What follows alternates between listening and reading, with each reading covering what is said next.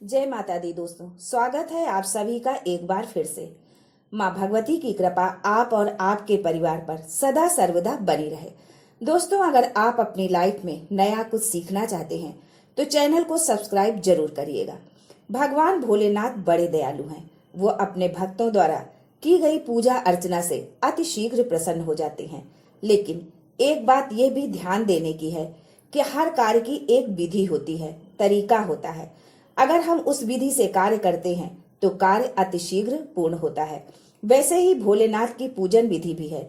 यदि हम सही ढंग से पूजन करते हैं तो उसका फल हमें अतिशीघ्र मिलता है।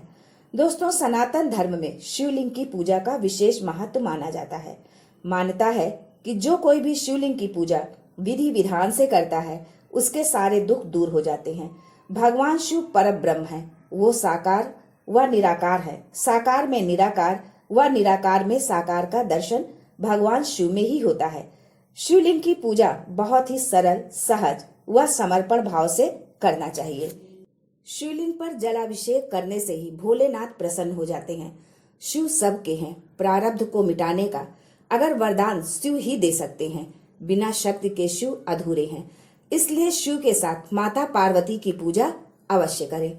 दोस्तों, आज मैं शिव पूजन से जुड़ी कुछ खास बातें आपको इस वीडियो के माध्यम से बताऊंगी, जिसकी जानकारी शायद ही आपको हो। ये जानकारी देने का मतलब आपकी पूजा अर्चना को सही मार्गदर्शन देना है, जिससे आपके द्वारा की गई पूजा से भोलेनाथ अतिशीघ्र प्रसन्न होकर आपकी सभी मनोकामना पूर्ण करें। सावन माह में या किसी भी महीने में हर दिन या सोमवार के दिन आप शिवालय जाकर या अपने घर में ही पूजा अवश्य करते होंगे। भोलेनाथ को क्या क्या अर्पित करना है ये तो आप सभी जानते होंगे, लेकिन वो कैसे अर्पित करना है, जल कैसे चढ़ाना है, बेल पत्र कैसे चढ़ाना है आदि बहुत सारी सूक्ष्म जानकारी आज आपको इस वीडियो में मिलने वाली है। लेकिन उससे पहले आपसे रिक्वेस्ट करती हूँ कि वीडियो को लाइक करिएगा, दोस्तों को शेयर कर दीजिएगा, और अगर आपने अभी तक चैनल को सब्सक्राइब नहीं किया है तो चैनल को सब्सक्राइब करके बेल आइकन जरूर दबाइएगा। सनातन परंपरा में देवों के देव कहलाने वाले भगवान शिव की पूजा सभी दुखों को दूर करके सुख सौभाग्य को दिलाने वाली मानी गई है। मान्यता है कि औघड़दानी भगवान शिव की पूजा के लिए समर्पित सोमवार के दिन विधि विधान से पूजा करने पर भोले शंकर शीघ्र ही प्रसन्न होकर अपने भक्तों पर कृपा बरसाते हैं। यही कारण है कि प्रत्येक शिव मंदिर पर सोमवार के दिन भोले के भक्तों का तांता लगा रहता है। दोस्तों, सबसे पहले हम जानते हैं कि शिव जी की पूजा का समय क्या होना चाहिए, यानी किस समय हम शिव जी की पूजा करें। सनातन परंपरा में सुख, समृद्धि और सौभाग्य की वर्षा करने वाले भोले शंकर की पूजा आप किसी भी समय कर सकते हैं, लेकिन प्रदोष काल में उनकी पूजा शीघ्र ही फलदायी और पुण्यदायी मानी गई है। प्रदोष काल दिन के अंत और रात की शुरुआत के बीच का समय होता है। सूर्यास्त के 45 मिनट पूर्व से लेकर सूर्यास्त के 45 मिनट बाद तक के समय को प्रदोष काल कहा जाता है। दोस्तों, अब हम आगे चलते हैं। आप मंदिर में शिव पूजा के लिए पूजन की सामग्री लेकर आप मंदिर में प्रवेश करते हैं। प्रवेश करते ही आप मंदिर की पहली सीढ़ी को प्रणाम करें, फिर मंदिर की चौखट को प्रणाम करें। यदि मंदिर के प्रवेश द्वार पर घंटा लगा है तो जरूर बजाएं। मंदिर के अंदर प्रवेश करके शिवलिंग की जलाधारी जहां से जल बहता है वो उत्तर दिशा की ओर बहता है, इसलिए आप दक्षिण दिशा की ओर बैठें और उत्तर दिशा की ओर आपका मुख हो। तत्पश्चात संपूर्ण जलाधारी पर जो फूल, बेल पत्र आदि चढ़ा है उसको अपने हाथ से साफ करें। तत्पश्चात शिवलिंग पर तांबे, पीतल, कांसे या चांदी के लोटे से जलाभिषेक करें। जल में थोड़ा सा गंगा जल अवश्य मिलाएं। इसके बाद भगवान शिव को गाय के कच्चे दूध से अभिषेक करें। गाय का दूध ना उपलब्ध हो तो जो हो उसी से करें, पर कच्चा हो, पका हुआ ना हो। और उसके बाद फिर शुद्ध जल से स्नान कराएं। अभिषेक के लिए आप दही, शहद, घी, चीनी आदि चीजों से भी अभिषेक करा सकते हैं, अपनी उपलब्धता और समय के अनुसार। आप जल के लोटे में ही सारी चीजें डाल सकते हैं, क्योंकि मंदिर में भीड़ होने के कारण अलग अलग चढ़ाना संभव नहीं है, पर तांबे के पात्र में ये सामग्री न डालें। इसके बाद सफेद चंदन और भस्म लगाकर सफेद पुष्प, धतूरा, बेलपत्र, समीपत्र आदि चढ़ाएं। घी या कपूर का दीपक जलाकर आरती करें और पूजा में की गई भूल के लिए आप भगवान शिव से क्षमा याचना करें। दोस्तों, ये थी पूजन की प्रक्रिया। अब आगे जानते हैं कि हमें क्या त्रुटि नहीं करनी चाहिए, जिसके चलते हमें पूजन का पूर्ण फल नहीं मिलता है। अब प्रश्न ये उठता है कि जलाभिषेक बैठकर करें या खड़े होकर। तो ध्यान से सुनिएगा कि हमें जलाभिषेक कैसे करना है। दोस्तों, मंदिरों में दो तरह के शिवलिंग का निर्माण होता है, एक विष्णु शिवलिंग और एक शक्ति पार्वती शिवलिंग। अब जानते हैं कि विष्णु शिवलिंग और शक्ति शिवलिंग को एक शिवलिंग वो होता है जो डायरेक्ट जमीन पर रखा होता है, यानी जमीन पर जलाधारी और उस पर शिव जी। ये शिवलिंग शक्ति शिवलिंग कहलाता है। माता पार्वती का हस्त कमल और उस पर शिवलिंग। दूसरा शिवलिंग एक डमरू जैसे आकार का होता है, उसके ऊपर शिवलिंग रखा होता है। जैसे अखंड ज्योति का पात्र होता है वैसे ही डमरू जैसा जो शिवलिंग है वो भगवान विष्णु का हस्त कमल है, उसके नीचे का भाग, और ऊपर का जो भाग है वो भगवान ब्रह्मा का हस्त कमल है और उसके ऊपर भगवान शिव विराजमान है। इसको विष्णु शिवलिंग कहते हैं। इसको हरीश्वर महादेव या हरि सर्वेश्वर महादेव भी कहा जाता है। दोस्तों, यदि आप 12 ज्योतिर्लिंग के दर्शन करेंगे तो कहीं विष्णु शिवलिंग नहीं मिलेगा, केवल नागेश्वर को छोड़कर सब जगह शक्ति शिवलिंग ही मिलेगा। शास्त्र कहता है कि आप जब शक्ति शिवलिंग का अभिषेक करें, उस पर जब भी जल चढ़ाएं तब बैठकर ही चढ़ाएं, चाहे कितना भी शिवलिंग ऊंचा हो, भले ही पूरा हाथ ऊपर तक न जाए। आधे शिवलिंग पर ही जल क्यों न चढ़े, पर बैठकर ही जल चढ़ाना है। यदि हरीश्वर शिवलिंग है, अर्थात विष्णु के हस्त कमल पर, ब्रह्मा के हस्त कमल पर शिवलिंग विराजमान है, तो उस शिवलिंग का जब भी जलाभिषेक करेंगे तो खड़े होकर ही करेंगे। खड़े होने का भी एक तरीका है। जब खड़े होंगे तो दोनों चरण बराबर रखकर कभी भी शिवलिंग का स्नान नहीं कराया जाता है, यानी दाहिना सीधा पैर जो आपका है वो थोड़ा आगे रखकर और उल्टा यानी बायां चरण थोड़ा पीछे रखकर स्नान कराना है। यदि हरीश्वर शिवलिंग है तो भगवान विष्णु के हस्त कमल पर विराजमान है, तो जैसे आपके चरण रहते हैं उसी प्रकार भगवान शंकर लक्ष्मी को दौड़ाते हुए उस घर में प्रवेश कराते हैं। लक्ष्मी दौड़ती हुई आपके घर आती हैं।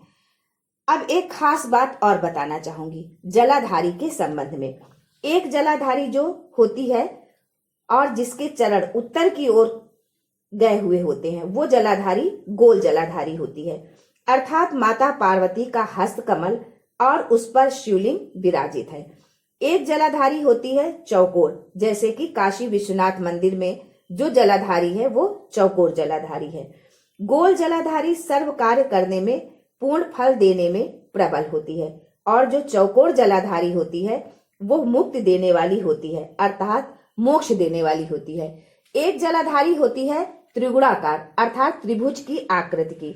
शास्त्रों के अनुसार जब राक्षसों ने किसी फल की कामना करी तो उस कामना के लिए त्रिगुणाकार जलाधारी का निर्माण किया, क्योंकि त्रिपुंडधारी, त्रिशूलधारी, त्रिनेत्रधारी भगवान शंकर को तीनों लोगों का सुख पाने के लिए अपना बना लिया। दोस्तों, अब प्रश्न उठता है कि शिव की पूजा उत्तर दिशा की ओर मुख करके क्यों की जाती है।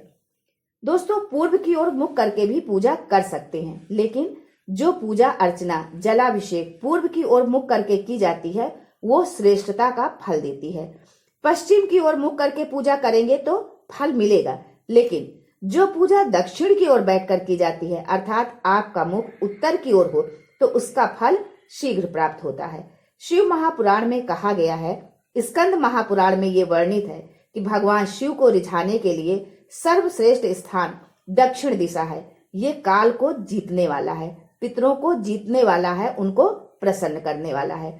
अब जानते हैं कि यदि आप शिवलिंग पर जल चढ़ाने जा रहे हैं तो पहला जल जहां से जल नीचे गिरता है, यानी जलहरी के दाहिनी ओर अपने हाथ का सीधा भाग, वहां जल चढ़ाइए।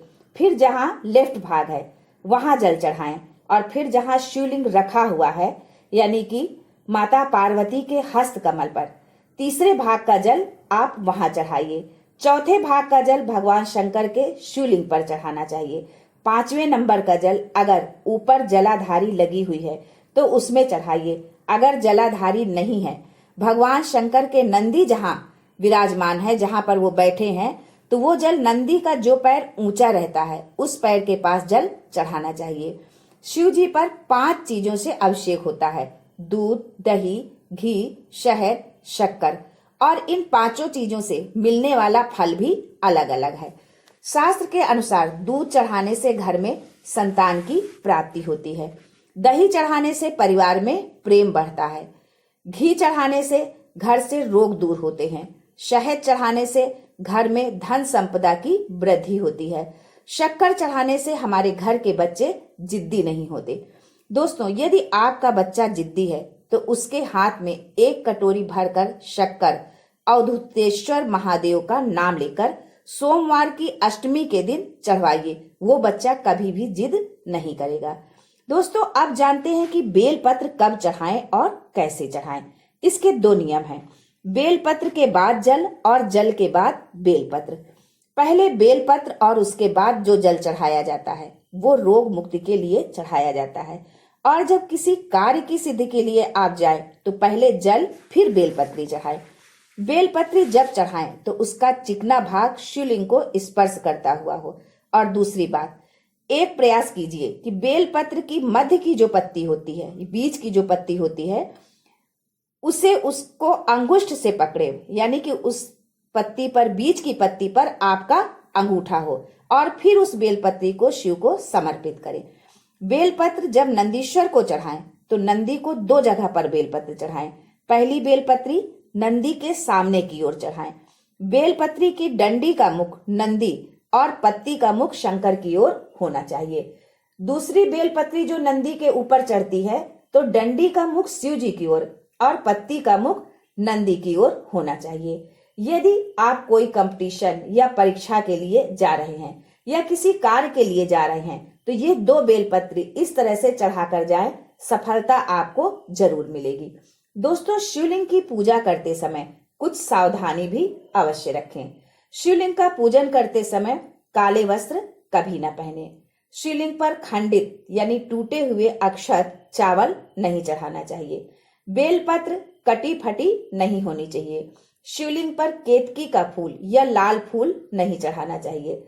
शंख से जल नहीं चढ़ाना चाहिए। शिवलिंग पर तुलसी दल नहीं चढ़ाना चाहिए। शिवलिंग पर नारियल पानी नहीं चढ़ाना चाहिए। शिवलिंग पर हल्दी कुमकुम नहीं चढ़ाना चाहिए। दोस्तों, ये एक उपाय जो बता रही हूँ ये खास महिलाओं के लिए है। शिव में सच्ची श्रद्धा है तो भले ही आपके पास न जल है, न बेलपत्री, पुष्प, चंदन कुछ भी नहीं है, फिर भी आप भगवान भोलेनाथ को प्रसन्न कर सकते हैं। शिव पुराण में कहा गया है कि यदि आपके पास कुछ भी नहीं है तो आप शिवलिंग पर चढ़े हुए फूल, बेलपत्र जो नीचे गिर गया है उसे उठाकर शिवलिंग पर चढ़ा दे और हाथ से त्रिपुंड लगा दे। सिर्फ भावना से ही, जरूरी नहीं कि आपके पास चंदन हो। यदि आप इस प्रकार भगवान शिव को पूरे भाव से पूजा यदि आप करते हैं तो जब आप इस संसार से विदा लेते समय अपने 16 श्रृंगार के साथ आप जाएंगी। आज के लिए बस इतना ही। दोस्तों, मिलते हैं अगले वीडियो में। तब तक के लिए हर हर महादेव।